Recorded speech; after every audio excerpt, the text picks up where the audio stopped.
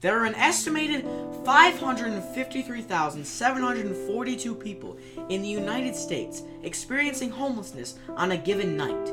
According to the most recent national point-in-time estimate, January 2017, this represents a rate of approximately 17 people experiencing homelessness per every 10,000 people in the general population.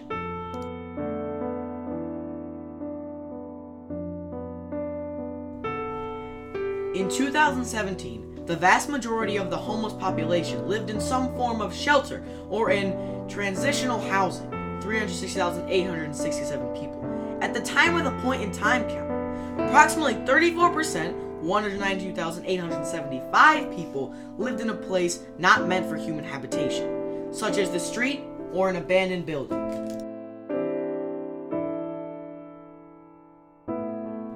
Statistics show that around 1/6 of the general population suffers from a severe mental illness, but the proportion is much higher when talking about the homeless population. Between 20 and 25% of all homeless people suffer from a severe mental illness. In addition to this, 35% of all homeless people have or have had a substance abuse problem, with 80% of them experiencing lifelong alcohol or drug problems. Around 50% of the homeless people are also self-medicate, often making their mental and physical health even worse. Most homelessness is caused by tragic events in one's life, such as job loss, domestic violence, divorce and family disputes, depression, untreated mental illness, post-traumatic stress disorder, physical disabilities, lack of health care, and many more.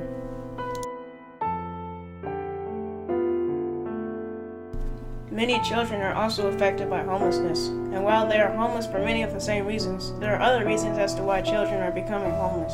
The most common reasons are being kicked out of the house by parents, unavailability of employment opportunities, drug and alcohol abuse, and social exclusion.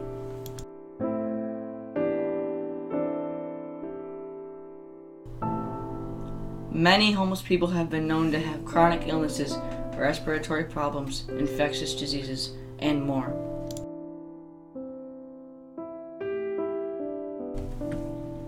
Many homeless people are victims of violence. There are over 100 reports of violent attacks on homeless people each year, and many more that go unreported.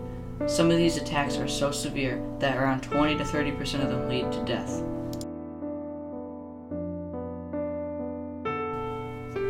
Frederick Douglass once lived in conditions that were very similar to homelessness.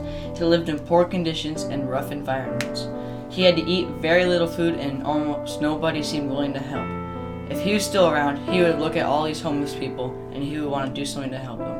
He would be a sympathizer, a person who has felt their pain and been through their hardships, and he would like us not to just stand around and watch their suffering, but to do something.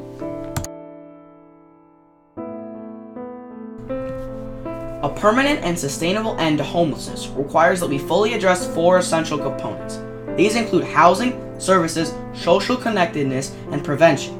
Because homelessness is fundamentally defined as a lack of housing, housing is the essential foundation to ending homelessness.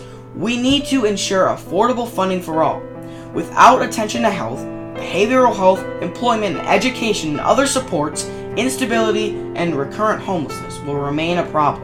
We must find a way to ensure that services are available, accessible, and affordable across the lifespan. We must work actively to destigmatize mental illness, substance use disorders, homelessness, and poverty.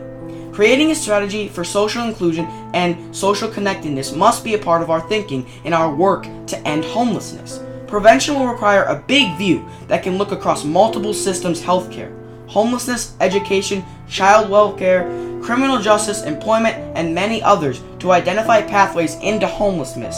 Then design solutions that catch people before they fall.